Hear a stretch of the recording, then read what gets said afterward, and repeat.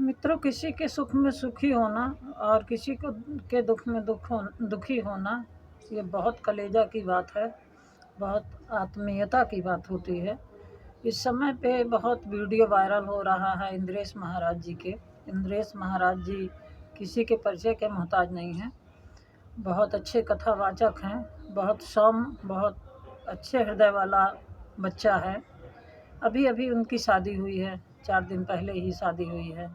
लेकिन तमाम social media में वाले ट्रोल कर रहे हैं कि इंद्रेश महाराज जी ताज होटल जैसे होटल में राजस्थान में शादी किए हैं, ये किए हैं, वो किए हैं।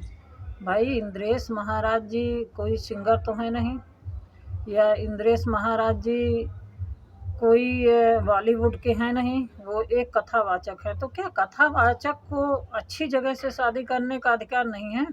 अपना घर गृहस्थी बसाने का अधिकार नहीं है? भाई, सनातन में हो क्या रहा है?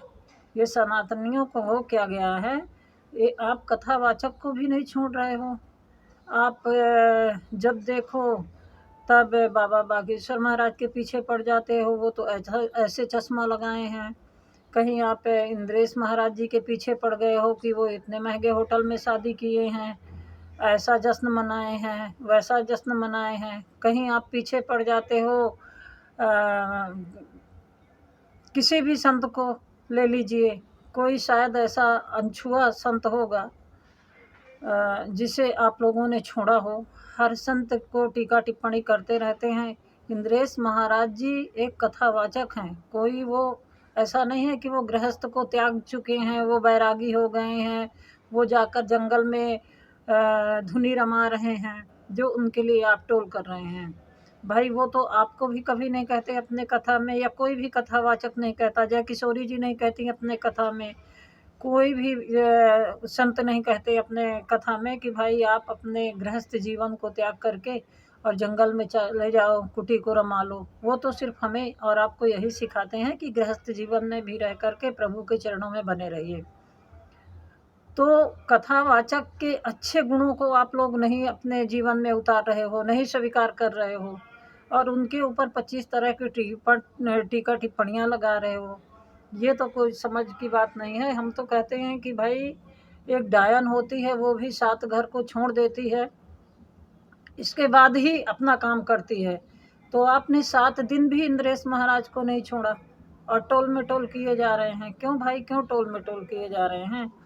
क्या वजह है? क्या वो बच्चा अपनी शादी नहीं कर सकता है धूमधाम से, अच्छे होटल से शादी नहीं कर सकता है? इतने अच्छे पिता का पुत्र है, जो कि शुरू से भगवत चर्चा में बने हुए हैं, प्रभु के सेवा में लगे हुए हैं, हमारे सनातन धर्म के प्रचार में लगे हुए हैं।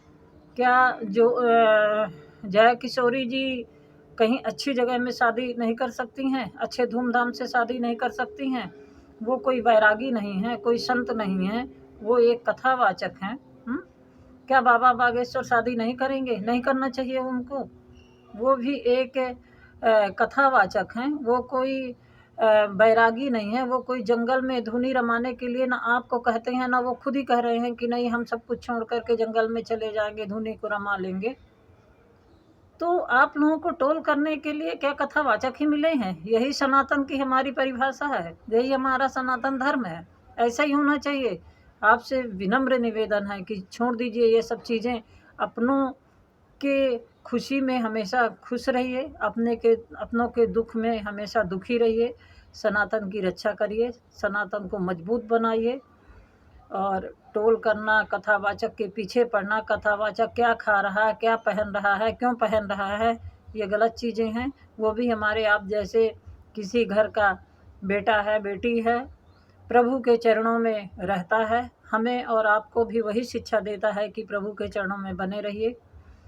तो उसका भी अधिकार है समाज में जीने का, अच्छा कुछ खाने का, अच्छा कुछ पहनने का, और अपनी गृहस्थी बसाने का। जय श्री राम।